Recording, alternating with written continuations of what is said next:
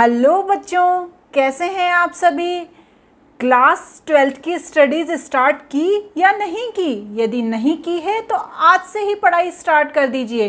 थोड़े थोड़े से वीडियोस देखना स्टार्ट कीजिए, थोड़े थोड़े से चैप्टर पढ़ना स्टार्ट कीजिए। इससे क्या होगा, एग्ज़ाम में आपको डिफ़िकल्टीज़ नहीं होगी, साथ ही साथ आपका बेस भी मजबूत हो जाएगा।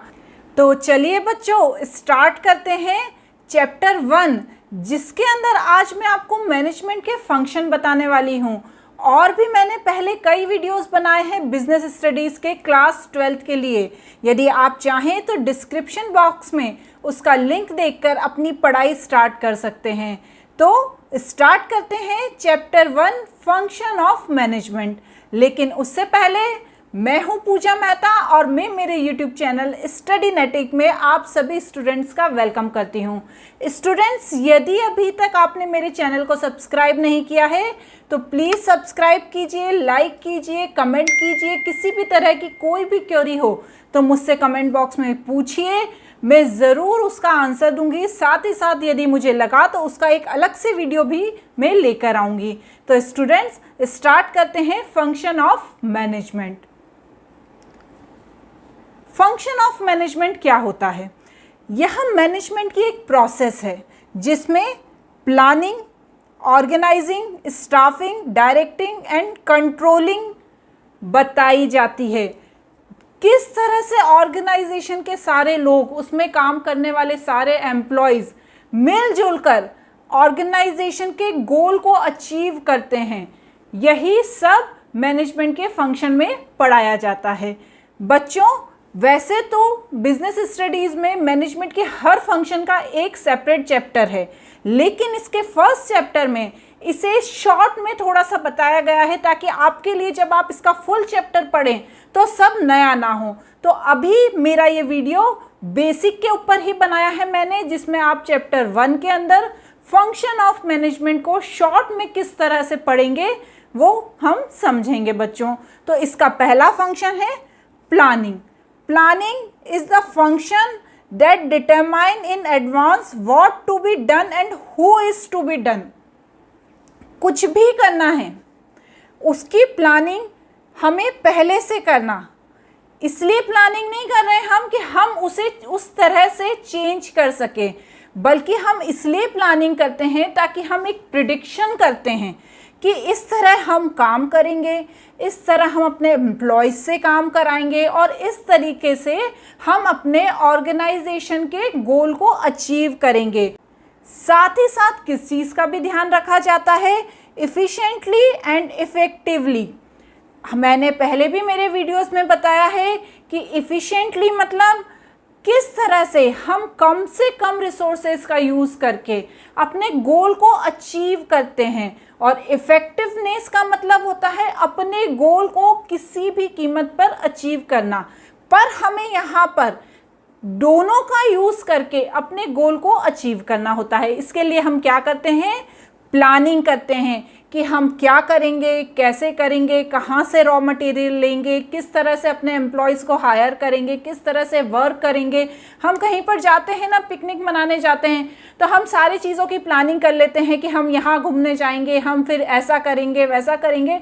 वैसे ही ऑर्गेनाइजेशन के अंदर होता है, इसमें हम पहले से प्लानिंग कर लेते हैं कि इस तरह से हम अपने ऑर्गेनाइजेशन में काम करेंगे और अपने गोल्स को अचीव करेंगे। इसका नेक्स्ट होता है ऑर्गेनाइजिंग। ऑर्गेनाइजिंग के अंदर क्या होता है बच्चों? जो हेड ऑफ द डिपार्टमेंट होता है या जो हेड ऑफ द ऑर्गेनाइजेशन होता है, वो इस तरह से ऑर्गेनाइज करता है कि हर व्यक्ति को प्रॉपर टास्क दिया जा सके, उनको ड्यूटीज़ दी जा सके, अथॉरिटीज़ और एलोकेशन ऑफ रिसोर्सेज किया जा सके। मतलब जब कोई एम्प्लॉई ऑर्गेनाइजेशन में काम करता है तो वो कैसे काम करेगा, उसे पता होना चाहिए ना कि उसे क्या काम करना है, प्रॉपर वे में काम करना है या नहीं, वरना उसका मन होगा तो ऑर्गेनाइजेशन में आएगा, ऑफिस में आएगा, मन है तो नहीं आएगा।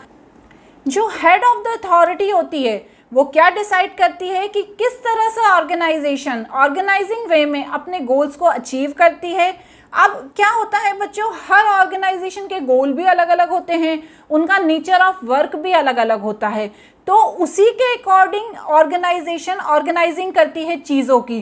तो इस चीज़ को भी बहुत ध्यान में रखा जाता है कि आपका काम कौन से तरीके का है। जैसे आपका फूड प्रोडक्शन का काम है, तो अब फूड तो क्या होता है कि यदि आपने जल्दी नहीं उसको कस्टमर तक पहुंचाया तो वो ख़राब होने का डर रहता है, तो उसका इस तरीके से ऑर्गेनाइजेशन किया जाता है कि वो खराब ना हो, जल्दी से कस्टमर तक पहुंचे। वही शर्ट्स हैं, यदि आप उनको 1 मंथ भी स्टोर करके रख लेते हैं तो उनमें कोई प्रॉब्लम्स नहीं जाती। वो यदि थोड़ा लेट भी कस्टमर तक पहुंचते हैं तो उसमें कोई दिक्कत नहीं है, तो उसका ऑर्गेनाइजेशन अलग तरीके से किया जाता है। इसलिए ऑर्गेनाइजिंग को भी बहुत ही इंपॉर्टेंट फैक्टर माना गया है nature to work of organisation. अब इसमें नेक्स्ट होता है स्टाफिंग। स्टाफिंग को भी बहुत इंपॉर्टेंट माना गया है मैनेजमेंट का, एक ये बहुत ही इंपॉर्टेंट फंक्शन है।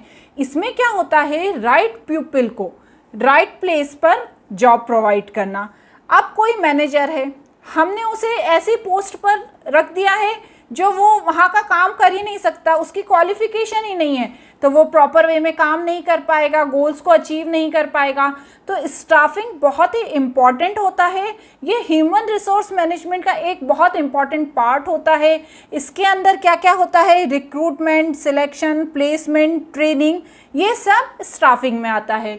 दूसरे शब्दों में हम ये कह सकते हैं बच्चों कि जब किसी ऑर्गेनाइजेशन में एम्प्लॉयज़ की भर्ती की जाती है तो वो स्टाफिंग कहलाती है। तो उसमें क्या होता है, जैसे उन्हें सीईओ है उसके लिए चाहिए बंदा, तो वो उसकी अलग क्वालिफिकेशन मांगेंगे, उसे मैनेजर के लिए चाहिए तो उसकी अलग क्वालिफिकेशन मांगेंगे, उसको लेबर के लिए चाहिए तो उसकी अलग क्वालिफिकेशन मांगेंगे।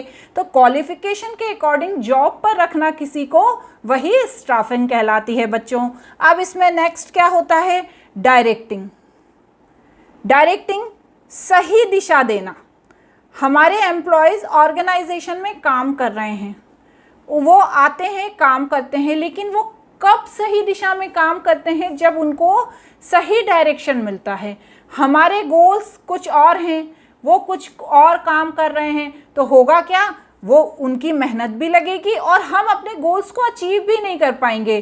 तो जो अथॉरिटी होती है उसे सही दिशा में अपने एम्प्लॉयज़ को डायरेक्शन देना होता है। इसके लिए लीडरशिप क्वालिटी का होना भी बहुत ज़रूरी होता है। डायरेक्टिंग में क्या क्या इन्वॉल्व होता है, good manager direct through praise and criticism, मतलब जो गुड डायरेक्शन होता है वो अपने एम्प्लॉय को प्रशंसा भी देता है, साथ ही साथ यदि वो कोई गलती करते हैं तो उन्हें क्रिटिसाइज भी करता है। क्यों, ताकि वो और अच्छे से काम कर सके और जिस लिए वो ऑर्गेनाइजेशन में आए हैं उन गोल्स को अचीव कर सकें। नेक्स्ट एंड लास्ट इसमें होता है कंट्रोलिंग। कंट्रोलिंग क्या होती है, आपके पेरेंट्स हैं, आप पे कंट्रोलिंग रखते हैं। ऐसा कंट्रोलिंग नहीं रखते हैं कि आपके खाने जाने आने सब चीज़ों की उन्होंने छूट दे रखी है, लेकिन आप सही तरीके से हर काम को कर रहे हो या नहीं, अपनी पढ़ाई कर रहे हो या नहीं, अपने गलत दोस्तों के चक्कर में तो नहीं पड़ गए हो। ये सब कंट्रोलिंग कौन करते हैं, आपके पेरेंट्स करते हैं ना। और क्यों करते हैं, आपके अच्छे के लिए करते हैं।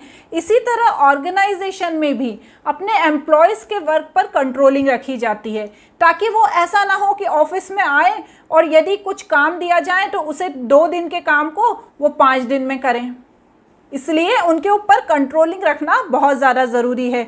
ये किस लिए ज़रूरी है, ताकि वो अपने ऑर्गेनाइजेशंस के गोल को अचीव कर सकें। और यदि ऑर्गेनाइजेशन को लगता है कि हमारा ये एम्प्लॉय है ये अच्छे से काम नहीं कर रहा है, तो वो उसके ऊपर प्रॉपर एक्शन भी ले सकती है, उसको एक बार बोल भी सकती है कि यदि आपने अगली बार ऐसा नहीं किया तो आपको यहाँ से हटा दिया जाएगा।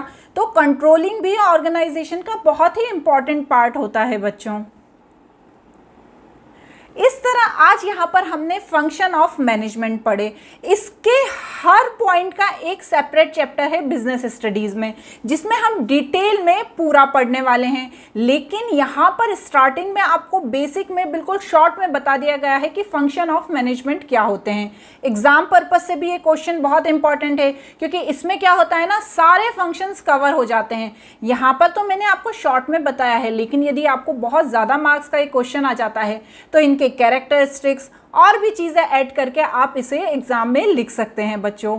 मेरे इसी तरह से वीडियोस देखते रहिए, घर पर रहिए, सेफ रहिए, तब तक के लिए गुड बाय।